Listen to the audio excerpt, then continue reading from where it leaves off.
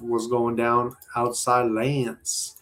So outside lands, man, you know, that's a big thing here in SF. So they announced their killer lineup. Outside lands is always popping every year. You know what I mean? You've seen the event, right?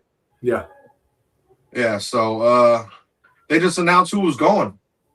I don't know if you know who Charlie XCX is. I heard That's about him. Yeah, yeah, that's a big person going. Rufus Du Sol. Uh, let's see who else.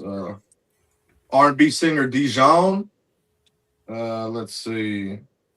Baby Keem, Turnstile, Geese. Yeah, a lot of people that I really don't know, honestly. No, for real. And then they'll also throw I do know Eclipse is gonna be cool in there.